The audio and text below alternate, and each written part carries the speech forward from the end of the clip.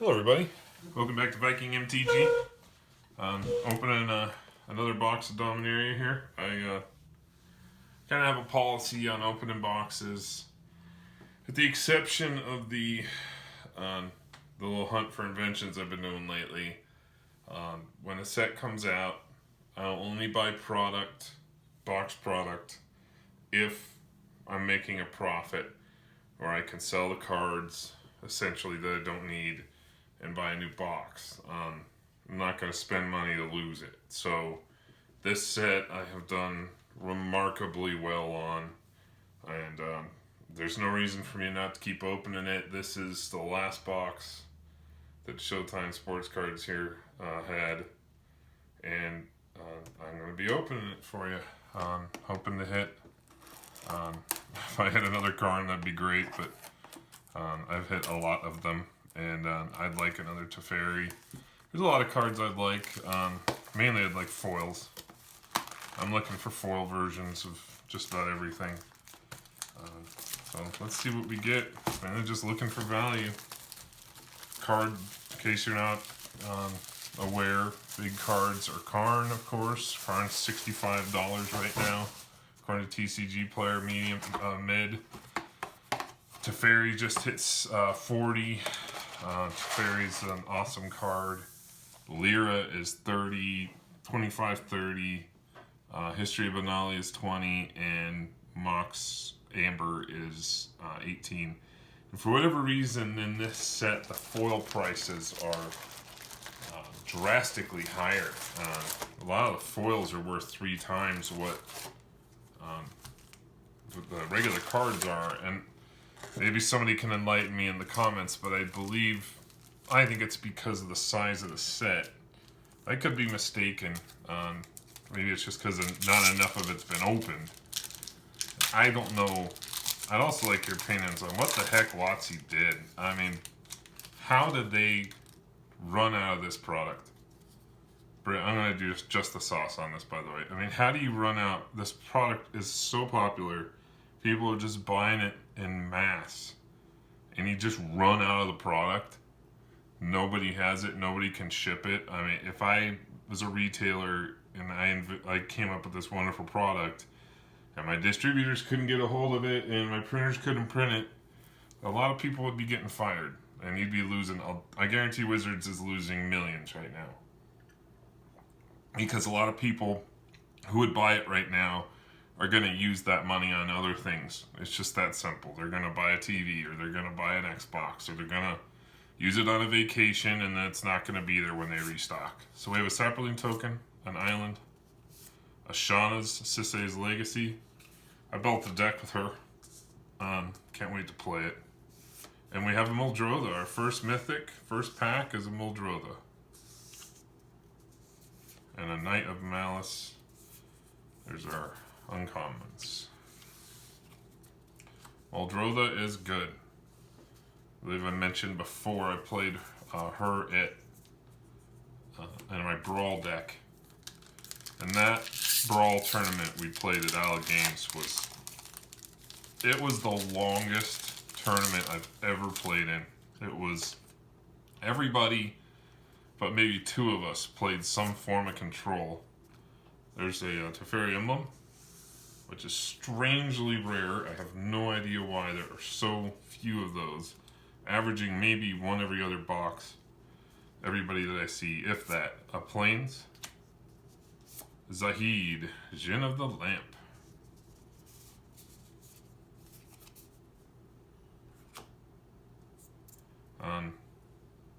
It was Brawl, of course, you start at 30 life, 1 card of each, 60 card deck, no sideboard.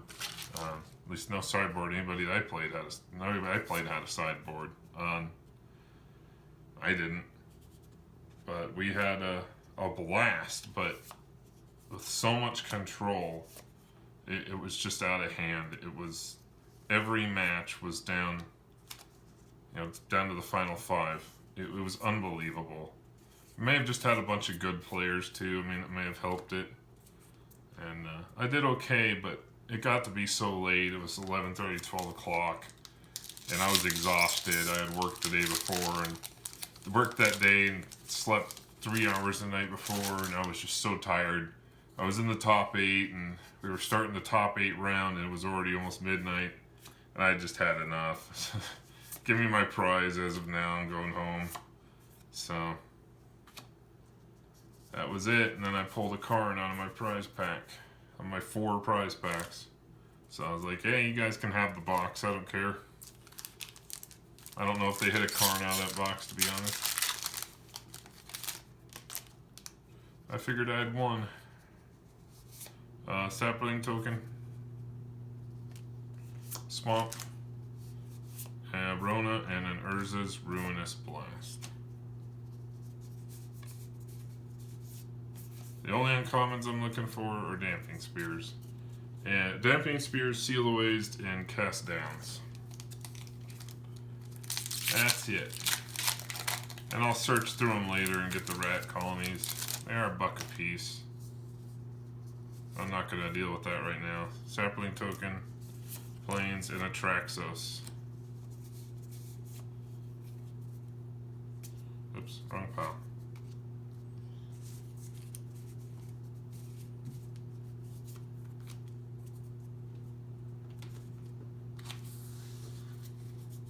Well, 1 mythic so far. Super early mythic, and well, first pack mythic, and then nothing else so far. If you guys get a chance, please check out the cons opening on Rudy's channel. Those are boxes, my boxes, so he's already sent them to me, but I already know what's in it. But it was a lot of fun watching him open them. He's a blast, and he gave it. It's just a blast. Please watch it.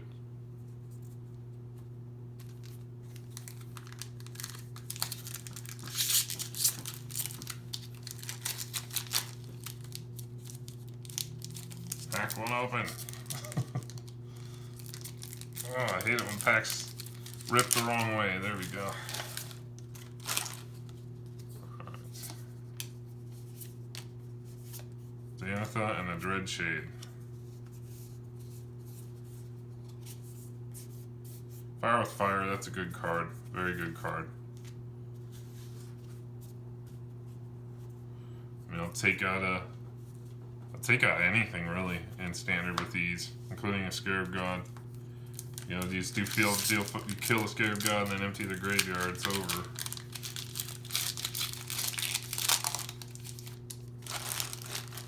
And the 10 damage, I just put that in somebody's face and kill them. That's the end. Once you get enough mana. Valduk and a Daring Archaeologist.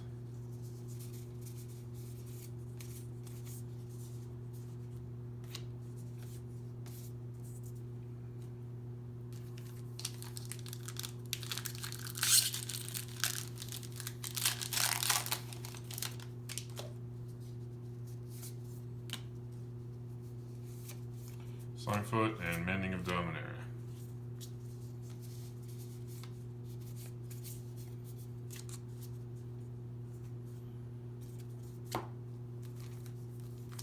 Well, pay attention to which pile, which stack, which characters on the pack and all that. I tend not to pay attention to that.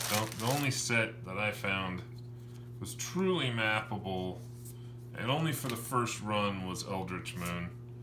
And I confirmed that was 100% mappable. You could just pull the Lilianas out, open them up. You got all, at least on the first, shipment, on the first run of boxes. I don't know whether they actually fixed it. I think they did, because I opened a box later on this channel actually. Although I did lose the footage. I opened the box and they were not all in Liliana packs. So I'm assuming that's a later run box, but I opened several boxes of the product when it originally came out, and I did real well on them, but all of the rares were in the Liliana packs. I could pull all the non-flip rares, which is where all the money was at the time, and still is now. Liliana's in the non-flip section, so really You could pull all those. People were doing it all the time. You could see it on eBay at the time. Even still a little bit now. People would pull all the Liana art packs out and then open all the rares and then sell the rest. It was very common. I have a Blessing of Bells and Lock foil, and that's pretty sweet looking. That's my first, well, actually second foil, including the land. Sylvan Awakening. Yeah, that was unreal. You could, I never did it. I can say proudly I opened the rest because at the time there were flips that were worth something, but not a lot. Gisela and Gisela, the Broken Blade, and the other one, I can't remember the other one. A couple of the cards he put together were worth something at the time, so I wanted those, so I opened them. Plus, I'm not necessarily perfect, but I'm also not the kind of guy that likes to just screw people over like that. I just have a real problem with blatantly screwing somebody over like that, buying single packs. It's just wrong. We have the Helm of the Host. And, Tetsuko. He's being meddled into some decks, that's for sure. Make all your tinies unblockable. Meddle him into a rat colony deck, and you got a bunch of unblockable rats. He's easily removed, though. Alright, so we have Urgos, the empty one, and a Mishra's Self-Replicator. Real slow start to this box. Making me a little uncomfortable, but I found the majority of the box, actually about half the boxes I've opened, it's been really spread through the box. And the other half, it's been a lot, really fast. The top of the box, I get the majority of them, or the bottom of the box, I get the majority of them.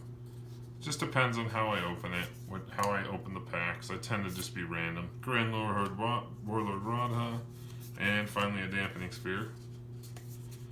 I haven't seen one seal away or one cast out so far. And really, you gotta look for those, and you gotta look for those rat colonies. They're worth more than a lot of the rares, sadly. But you gotta find your value where you can. Balduc and a Territorial Allosaurus. That is a foil. That's our foil rare. Foil Territorial Allosaurus.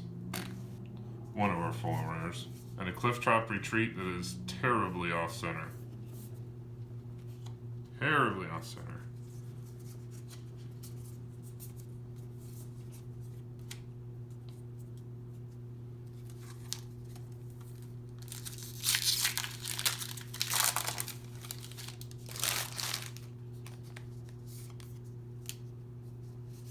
We have a Quende and a Weatherlight as our second mythic. And smelling a strikeout box here, we'll see how it turns out. Terrible foil rare. One bad mythic, one mythic. Squee.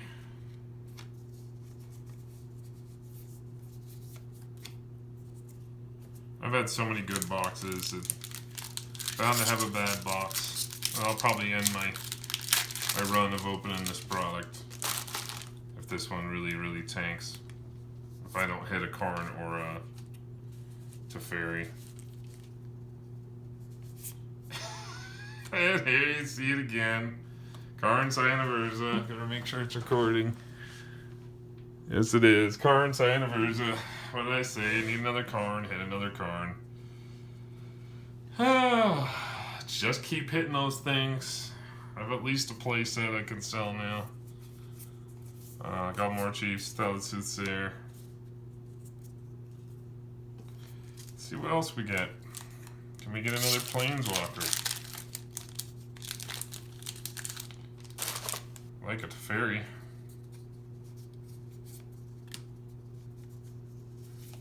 Rona and Karn Temporal Sundering.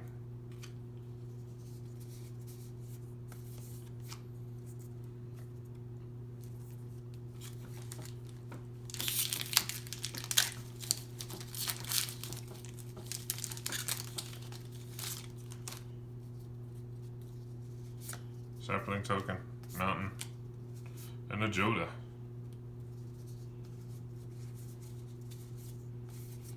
And say somebody tries to say it, I'm not copying the professor with the buy a booster box game or whatever the heck that is.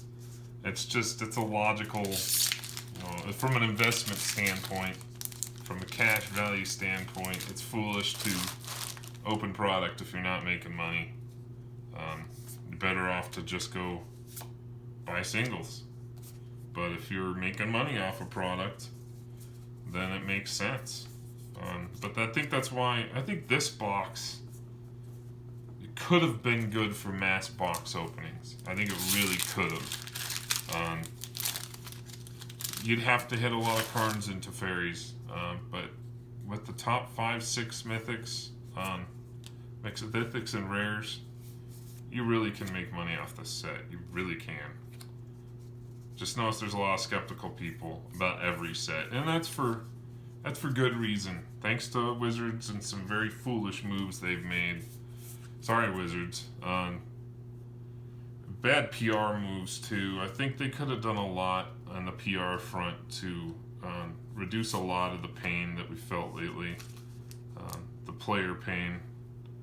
And I think they've really done a lot of damage to LGSs through their kind of carelessness. I think they've been very careless in a lot of ways. On the PR front, on the quality front, on the design front.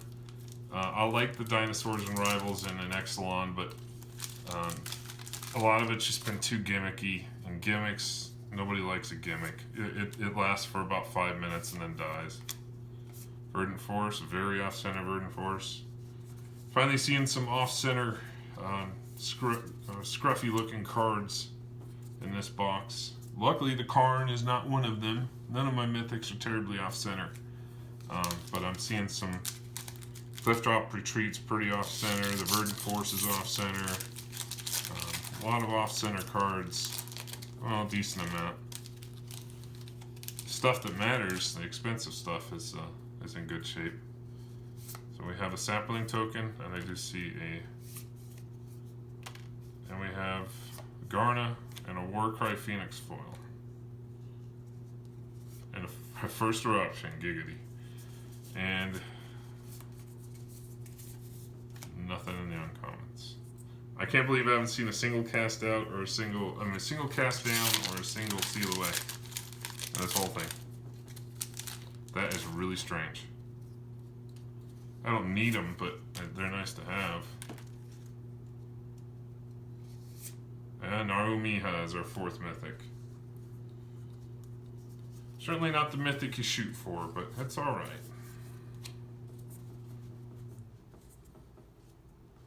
That's doable.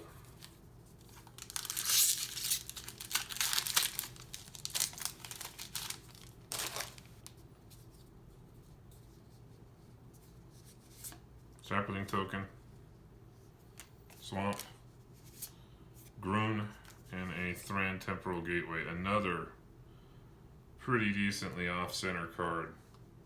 With that art, you can barely see the edge at the top here. I know it's not horrible, but like I said before, I put a lot on card quality. I don't buy a card game. I don't buy product from a card game,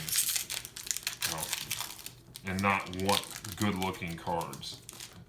It's just a lot of people that really bothers. I know a lot of players couldn't care less. I see a lot of guys in my LGS that just abuse their cards. There's no other word for it. Just abuse the life out of their cards. And that's fine if that's how you want to play. That's perfectly fine, but I would like to be able to, once these cards cycle out, or even close to cycling out, probably just before they cycle, if I'm not playing that deck or those cards actively, sell them, for whatever's left. And if you bent the card to heck and it's just beat the snot, nobody's gonna want it, or you're gonna get a drastically reduced price. So spend a few bucks, spend $6. There's a cast down. Spend $5-6. You might even find somebody with extra sleeves to give them to you. Buy some sleeves. Sleeve up your deck. Don't be lazy. When you draft, sleeve up your draft deck. There's no reason not to. You're just wrecking money. I've seen guys playing with Planeswalkers. I think it was this set in a draft at my LGS. The guy had a Teferi. No sleeve, and he was doing all that with it, you know? And it's just like, what are you doing? Just destroying $40. A sapling token, an island, and a whisper. And everybody, to each their own, that's fine, I'm libertarian. It's all good. Yes, I just told you my political leanings, but to me, it's just foolish. You can do what you want with your own property, your own product, you paid for it, it's yours, but come on, have a little respect for property. A little respect for your own wallet. Now, I'll have a garbage fire bonfire every once in a while with some magic cards, but not to a crazy extent. Alright, so we have a demon token. Alright. I'd love the foil demon token, that'd be awesome. A swamp, a Tatiova, and a Fall of the Thran. When I first saw that, I'm thinking history, but nope. And we finally have a Seal Away. And there's a really awesome combo with Power Stone Shard you can pull. I can't remember the other card with it, but if you can pull that off and you essentially copy the artifact and you do it over and over, before you know it, you can have infinite mana, and then have create infinite artifacts with haste, and then swing with all of them. It's a pretty awesome combo, but I just don't know how you get 4 the Power Stone Shards on the field without them being countered or removed. With all the removal and all the counter spells in this set, in these sets, period. There's another cast down. Wouldn't mind seeing one more Mythic, and I wouldn't mind seeing one more Damping Sphere, if I can get one. Let's see what we can do here. Last 3 packs. Soldier, Mountain, and then Arvad the Cursed. And our rare is, no, that's a Tolarian Scholar foil. Not bad. And a Haphazard Bombardment. Speaking of Tolarian.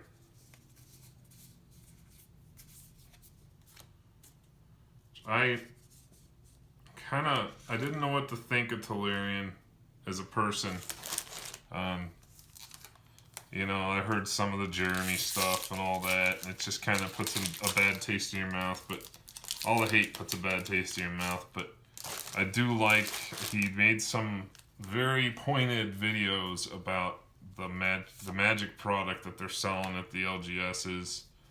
You know, it's one thing when a person like me goes and does it for the fun of it, but if somebody goes and buys that product really thinking they're going to make money, they're not going to, and they do present the product as something that it's not, and it's pretty scummy.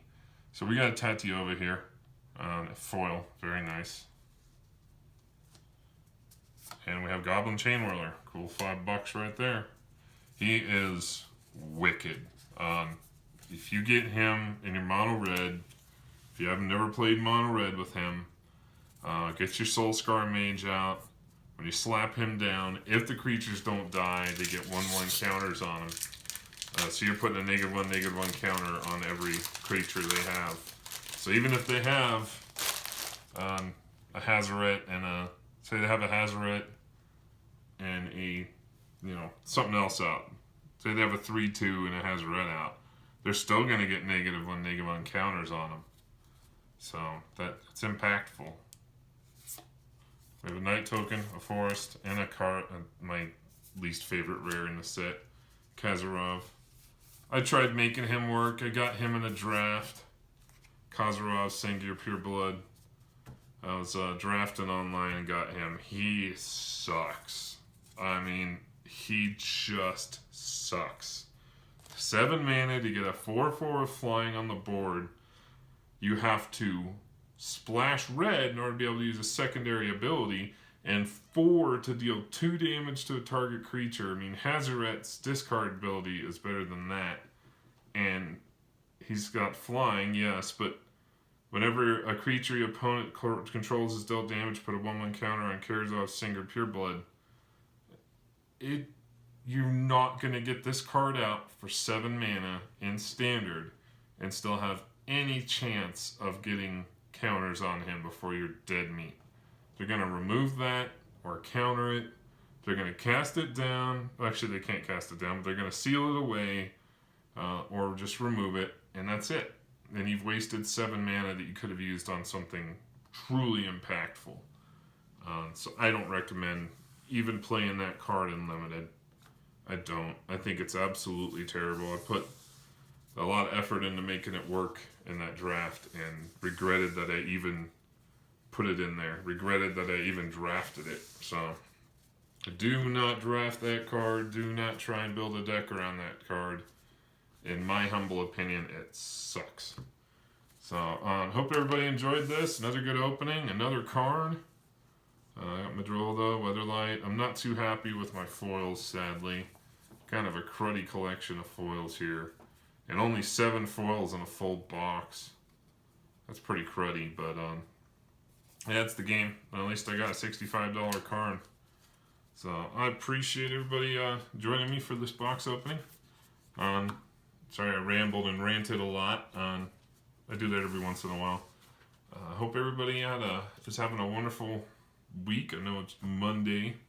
Probably post this by Tuesday or Wednesday. And please go check out Rudy's video with my cons boxes being open, and it's a lot of fun. Rudy's always a laugh to watch, and you know those those pre-release prize boxes are great. So everybody have a wonderful evening, and peace out.